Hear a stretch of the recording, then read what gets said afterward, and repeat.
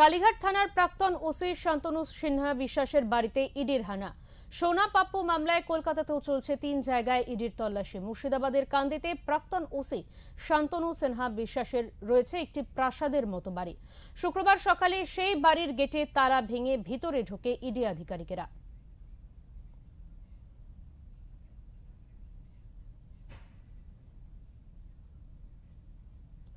কালীঘাটের প্রাক্তন ওসি শান্তনু বিশ্বাসের বাড়িতে ইডির তল্লাশি।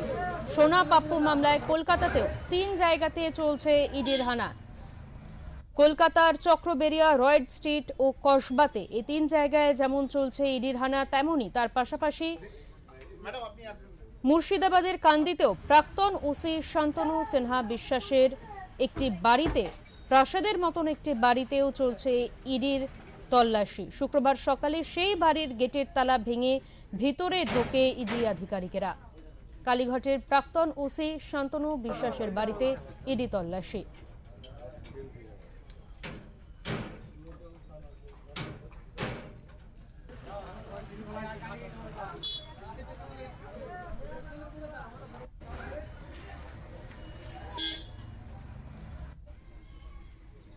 কালীঘাটের প্রাক্তন ওসি শান্তনু সিনহা বিশ্বাসের বাড়িতে ইডির তল্লাশি। সোনা পাপ্পু মামলায় ফের সক্রিয় হয়েছে ইডি। কলকাতার 3 জায়গায় যেমন চলছে ইডির তল্লাশি, তার পাশাপাশি মুর্শিদাবাদের কান্দিতেও চলছে ইডির তল্লাশি। মুর্শিদাবাদের কান্দিতে প্রাক্তন ওসি শান্তনু সিনহা বিশ্বাসের একটি প্রাসাদের মতন বাড়ি রয়েছে, আর সেই বাড়িরই তালা ভেঙে আজ সকালবেলা সেই বাড়িতে ঢোকে ইডি আধিকারিকেরা। সেখানেও চলছে ইডির তল্লাশি। সোনা পাপ্পু মামলায় কলকাতার পাশাপাশি মুর্শিদাবাদেও যথেষ্ট সক্রিয় হয়েছে ইডি আধিকারিকেরা। কালীঘাটের প্রাক্তন ওসি শান্তনু বিশ্বাসের বাড়িতে ইডির তল্লাশি চলছে।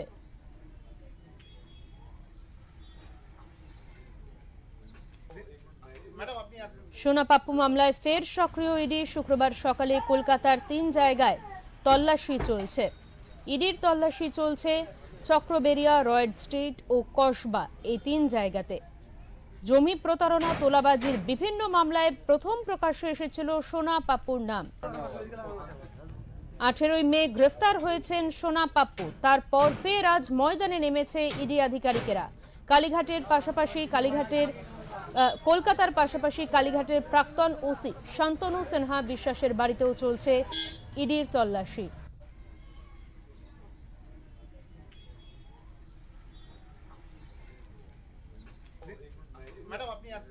মুর্শিদাবাদের কান্দিতে প্রাক্তন ওসি শান্তনু সিনহা বিশ্বাসের একটি প্রাসাদের মতন বাড়ি রয়েছে, সেই বাড়িতেই সকালবেলা বাড়ির তালা ভেঙে ঢুকে পড়েন ইডি আধিকারিকেরা। তারপর থেকেই চলছে তল্লাশি।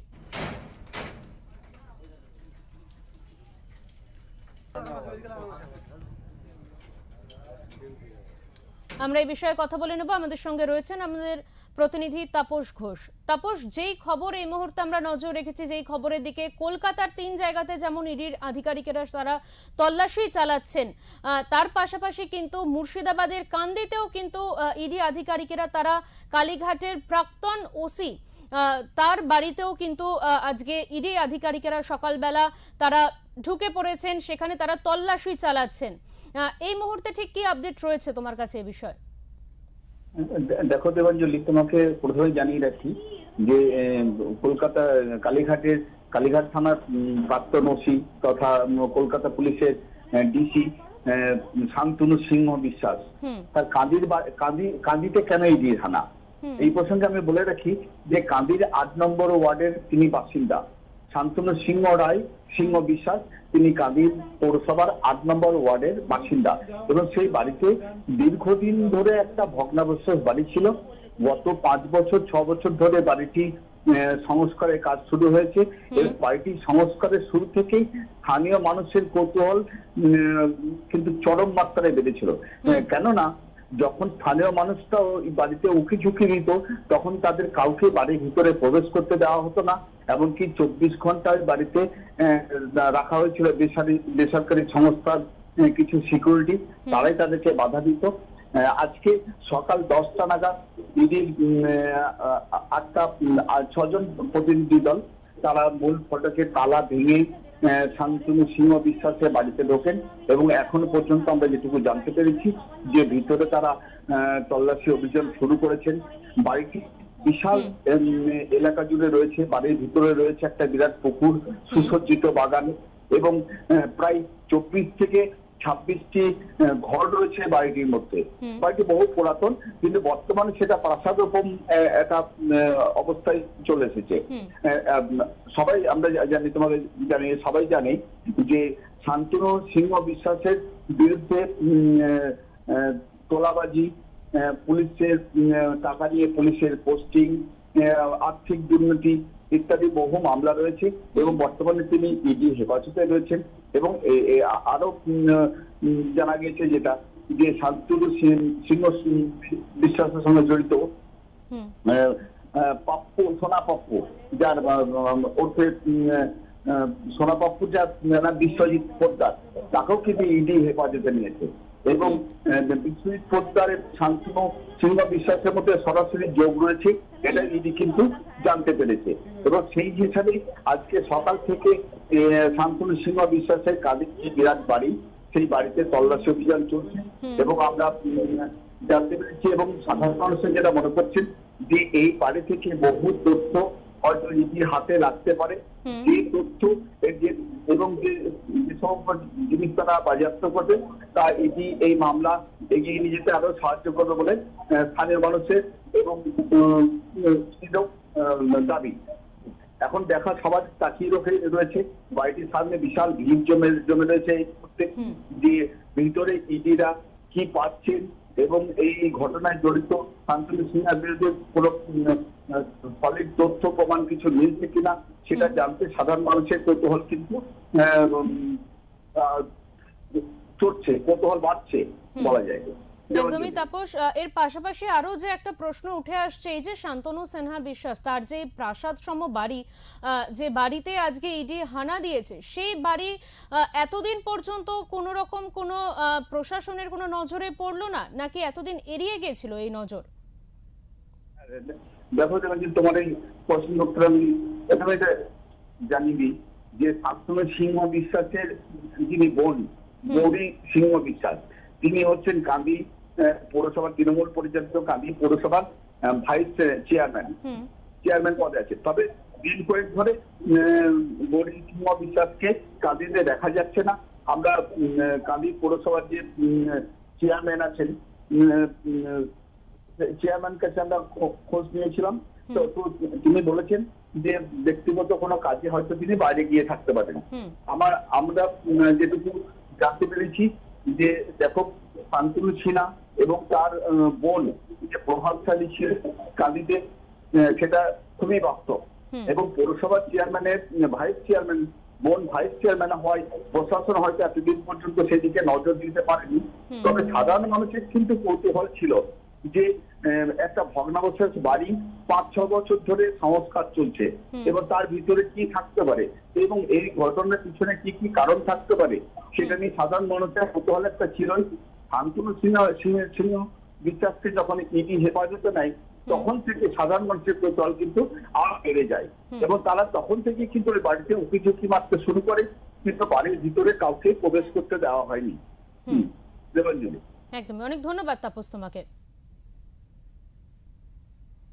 আমাদের সঙ্গে ছিলেন আমাদের প্রতিনিধি তাপস ঘোষ। এই মুহূর্তে যে খবরের সবচেয়ে গুরুত্বপূর্ণ খবর, সোনা পাপ্পু মামলায় ফের রাজ্য জুড়েই কার্যত বলা যেতে পারে সক্রিয় হয়েছে ইডি। একদিকে যেমন কলকাতার 3 জায়গায় চলছে ইডির হানা, তেমনই কিন্তু কালীঘাটের প্রাক্তন ওসি শান্তনু সিনহা বিশ্বাসের বাড়িতেও চলছে ইডির হানা এবং মুর্শিদাবাদের কান্দিতে সেখানেও কিন্তু চলছে প্রাক্তন ওসি শান্তনু বিশ্বাসের বাড়িতে কিন্তু চলছে ইডির হানা।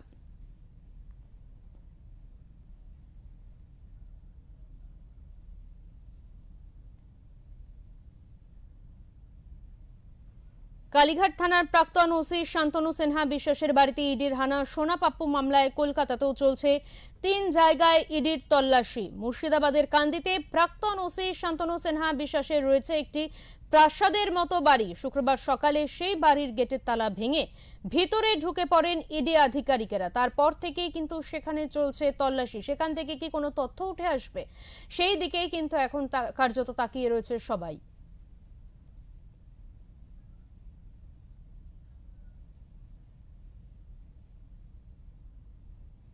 সোনা পাপ্পু মামলায় ফের সক্রিয় হয়েছে ইডি। শুক্রবার সকালে কলকাতার 3 জায়গায় ইডির হানা চলছে। তার পাশাপাশি কিন্তু মুর্শিদাবাদের কান্দিতে, সেখানে কালীঘাট থানার প্রাক্তন ওসি শান্তনু সিনহা বিশ্বাসের বাড়িতেও চলছে ইডির হানা। কলকাতার পাশাপাশি মুর্শিদাবাদেও কিন্তু একই ছবি। মুর্শিদাবাদে কালীঘাটের প্রাক্তন ওসি শান্তনু সিনহা বিশ্বাসের বাড়িতে চলছে ইডির হানা। সেখান থেকে কি তথ্য উঠে আসে, সেই দিকেই কিন্তু এখন প্রত্যেকের নজর রয়েছে।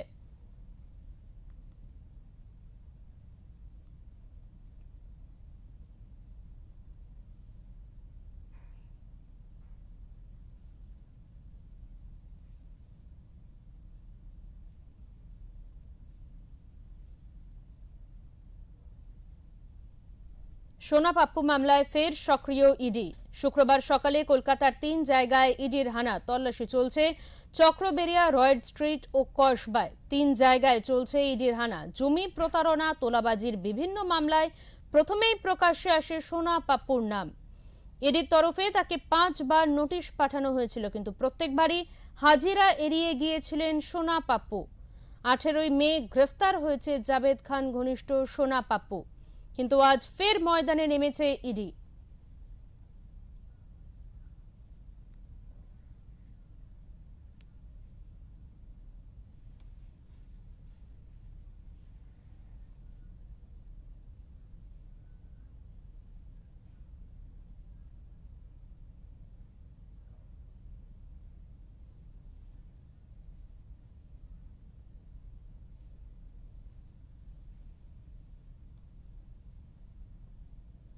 আমরা আবারও কথা বলে নেব। আমাদের সঙ্গে রয়েছেন আমাদের প্রতিনিধি সঞ্জয় মাঝি। এবং সঞ্জয়, তোমার কাছ থেকে জানতে চাইবো, এই মুহূর্তের প্রথমত জানতে চাইবো কি আপডেট রয়েছে, কারণ আমরা যে খবরের দিকে এই মুহূর্তে নজর রেখেছি, ভীষণ গুরুত্বপূর্ণ খবর। কলকাতায় 3 জায়গায় ইডির হানা চলছে।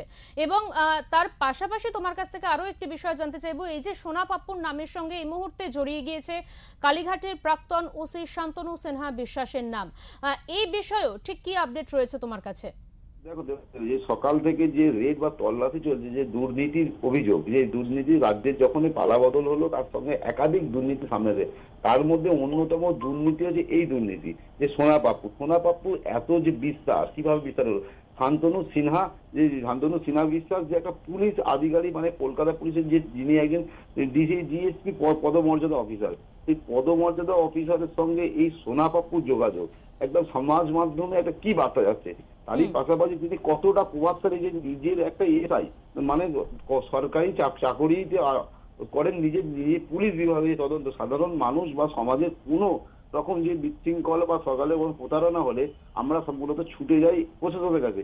সেই প্রশাসন যখন কালি মারিত, তার মধ্যে অন্যতম নাম হচ্ছে যে সিনহা বাবু, যিনি একজন কলকাতার শান্তনু বাবু, যে উনি এতটাই মানে প্রভাবশালী ছিলেন। ওনার নেপথ্যে কি আছে প্রশ্ন একাধিক, যে এসআই, মানে সেখানে তুমি ধরে রাখো কলকাতার যেখানে যেখানে উনি পোস্টিং হতেন, সেখানে সেখানে তার প্রভাব খাটিয়ে তিনি নিয়ে যে এই এসআই রোহন আলী সাহা, এই যে রোহান আলী সাহা, যে ওনাকে যে নিয়ে যেতেন, মানে কতটা প্রভাবশালী। শুধু তাই নয়, এবার কলকাতার বিভিন্ন জায়গায় এরা জায়গাটায় প্রথম চিহ্নিত করতেন, এবং চিহ্নিত করে মানে ব্যবসায়ীদের থেকে, প্রমোটারের কাছ থেকে বা মানুষের কাছ থেকে সেই জায়গাটা নিতেন, এবং জোরপূর্বক, এবং যদি না হতো ওনার বিরুদ্ধে একাধিক মামলা রুজু করে দিতেন, এফআইআর করে দিতেন। মানে রীতিমতো ভয় দেখিয়ে একদম তোলাবাজি, যেটা একদম মূলত আমরা দেখি হিন্দি সিনেমায় যেটা হয়, সেটা বাস্তবায়িত পশ্চিমবঙ্গে পুলিশের চরিত্র এরকম, যে মানুষ ভাবতে পারে না যে পুলিশ যে এইভাবে সরকারের সঙ্গে, প্রাক্তন সরকারের সঙ্গে মিশে যে এরকম কালিমালিত্ব কাজ করে, সমাজের কাছে একটা বার্তা। তাই নয়, এই যে এসআই যে মাইনে পায়, সে মাইনার সঙ্গে তার বিলাসবহুল বাড়ি, ইডি যে যখন আধিকারিক ভিতরে যায় দেখে না, চক্ষু চলকা জনদের এত বিপুল পরিমাণ সম্পত্তি। এবার ভবানীপুরে যে একজন ব্যবসায়ী আছে, যে ব্যবসায়ী অতুল কাটোরিয়া ব্যবসায়ীর সঙ্গে যুক্ত, ভবানীপুর জায়গার মধ্যে পার্ক স্ট্রিটে একটি হোটেলে, মানে কলকাতায় কত দুর্নীতির জাল কত গভীরে গেছে। পার্ক স্ট্রিট হোটেলের তল্লাশি করছে, ভবানীপুরে একজন ব্যবসায়ী মানে তল্লাশি চলা হচ্ছে। শুধু তাই না, বিভিন্ন জায়গায় কলকাতা মানে তদন্তে আজকে যে তদন্ত যে এরই পাশাপাশি মানে আরো তদন্ত যত বিস্তার হবে আরো কত প্রভাবশালী মানুষ বা জড়িত আছে। কিন্তু প্রশ্ন হচ্ছে এই তদন্তে ইডি যেটা মূলত আজকে যেটা দেখছে শুধু পুলিশের ভিতরে আর কোনো আধিকারিকের সঙ্গে যুক্ত আছে কলকাতা পুলিশ বা বেঙ্গল পুলিশ, সেটা প্রথমত খতিয়ে দেখা হচ্ছে। এবং এই যে কক্সবাজার কেস দেওয়ার যে গত সোমবার যেটা দেখলাম টানা 9 ঘন্টা সোনা পাপ্পুকে জিজ্ঞাসাবাদ করলেন এবং ইডি যখন তাদের কথোপকথন এবং হোয়াটসঅ্যাপ চ্যাট সামনে রাখলেন তখন একাধিক সংযোগে তারাই উত্তর ছিল, তখন অবশ্যই তাকে আটক করলো। এবার এই যে এই চক্র বেরিয়ে যে আরো একজন ব্যবসায়ী নাম উঠে আসছে যে বয়েজ স্ট্রিটে থাকেন, এই ব্যবসায়ী মানে কলকাতায় মূলত একদম বলা যেতে পারে একদম। সঞ্জয়, তোমার কাছ থেকে এই মুহূর্তে আরো একটি বিষয় যে জানতে চাইবো যে কতক্ষণ ধরে এই ইডির আধিকারিকেরা কতক্ষণ ধরে তারা এই তল্লাশি চালাচ্ছেন, কি জানা যাচ্ছে সে বিষয়? মোটামুটি সকাল 7:10 ঢুকেছে, এখন প্রায় 4.5 ঘন্টার বেশি অতিক্রম হয়ে গেল, প্রায় 5 ঘন্টার কাছাকাছি এখন ওই তল্লাশি চলছে। এবং শুধু তাই নয়, ইতিমধ্যে যেটা আমার ইডি সূত্র মারফতে যেটা খবর পাচ্ছি যে আরো কিছু আধিকারিক এই মুহূর্তে ওরা ভিতরে এসেছেন এবং কিছু কাগজপত্র এবং কিছু কাগজপত্র নিয়ে আরো ভিতরে ঢুকলেন। মূলত যে এসআই বিরুদ্ধে মানে অভিযোগ হয়েছে যে এসআই বাড়িতে যে তল্লাশি হয়েছে উনি এবং ওনার ফ্যামিলি ওখানে মজুদ আছেন এবং মূলত যেটা আমরা সূত্রের মারফত জানতে পারছি ওনাকে সামনে দান করে রাখা হয়েছে এবং একাধিক যে তথ্য এবং কাগজপত্র যে নথি সেই নথি অসংখ্য একদমই। অনেক ধন্যবাদ সঞ্জয়, তুমি পুরো বিষয়ের উপরে নজর রাখো, আমরা আবারও তোমার সাথে যোগাযোগ করব।